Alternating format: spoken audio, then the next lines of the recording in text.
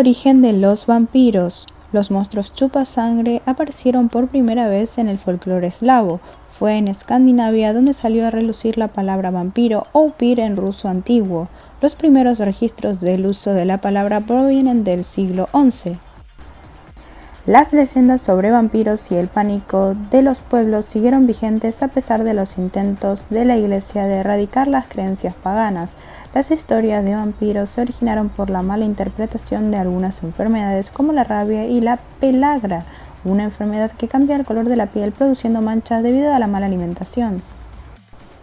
El desconocimiento sobre el proceso de descomposición del cuerpo también fue un factor determinante para la difusión de historias de vampiros. Los gases producidos por el cuerpo en descomposición hacen que los cuerpos se hinchen y en muchos casos aparecen hilos de sangre por la boca, lo que daba la apariencia que el recién fallecido acabara de comer. Para la época describían a los vampiros como cuerpos hinchados con dientes afilados y uñas largas. Esta creencia de que los muertos podían transformarse en monstruos vampíricos inició una serie de rituales de entierro bastante peculiares. Entierros macabros para evitar vampiros. Parte de los intentos desesperados para evitar la propagación de los supuestos vampiros fue comenzar a alterar las tumbas de los fallecidos. Los enterraban cubiertos en ajo y semillas de amapola. También les clavaban espadas, cuchillos y palos en todo el cuerpo. En los casos más extremos, los quemaban y los mutilaban. Un fenómeno europeo. Los mitos de los vampiros permanecieron en Escandinavia como un problema local hasta el siglo XVIII, cuando Serbia estaba sometida bajo dos grandes poderes, la monarquía Habsburg y el Imperio Otomán. Los oficiales austríacos no tardaron en notar las extrañas costumbres que tenían para enterrar a sus muertos y comenzaron a documentar lo que veían enseguida. Se convirtió en un boom mediático. La histeria por los vampiros fue tan intensa que en 1755 la emperatriz de Austria ordenó que se hiciera una investigación exhaustiva sobre el tema y publicó un comunicado oficial en el que refutaban científicamente los rumores de vampiros. Los vampiros entre páginas de libros. El pánico en Austria disminuyó, pero la noticia de los vampiros ya se había corrido por toda Europa. Enseguida comenzaron a aparecer obras literarias referentes al tema, como El vampiro de William Polidori en 1819 y Carmilla de Joseph Sheridan Le Fanu en 1872. La aparición de Drácula. El libro de Le Fanu Carmille inspiró profundamente a un escritor irlandés llamado Bram Stoker.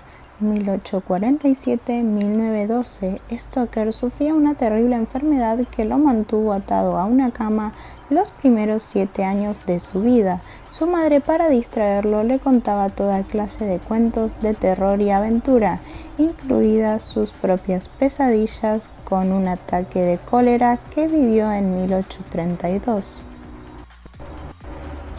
La madre de Stoker le describía cómo a las víctimas de cólera las enterraban vivas en fosas comunes. Una vez superada la enfermedad de Stoker, se convirtió en escritor de romance, misterios y aventura.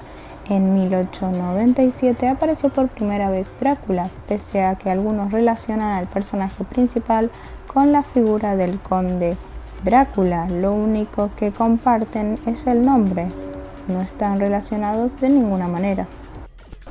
El golpe de suerte que llevó a Drácula a la fama. Drácula no fue un éxito en su época, fue casi totalmente ignorado por las masas al igual que su escritor, pero una pelea por derechos de autor cambiaría totalmente la historia de Drácula. En 1922, un estudio alemán decidió producir la conocida película muda Nosferatu, basada en la historia de Drácula escrita por Stoker, pero cambiándoles algunos detalles minúsculos, los nombres, por ejemplo, sin pagar los derechos de autor. El estudio encargado fue demandado y terminó en la bancarrota. Para evitar más plagios, la esposa de Stoker tramitó todos los derechos legales de Drácula e hizo un trato con Hamilton Dean, un amigo de la familia, para que hiciera un show sobre la obra.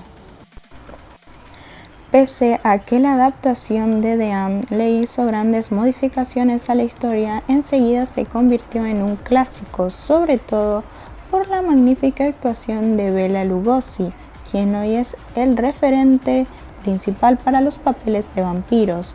La obra tuvo tanto éxito que Lugosi protagonizó también la película producida por Universal para inmortalizar a Drácula, convirtiéndose en la película de vampiros más famosa hasta entonces y la actuación más brillante de Lugosi. Halloween, this is Halloween. You can scream in the dead of night.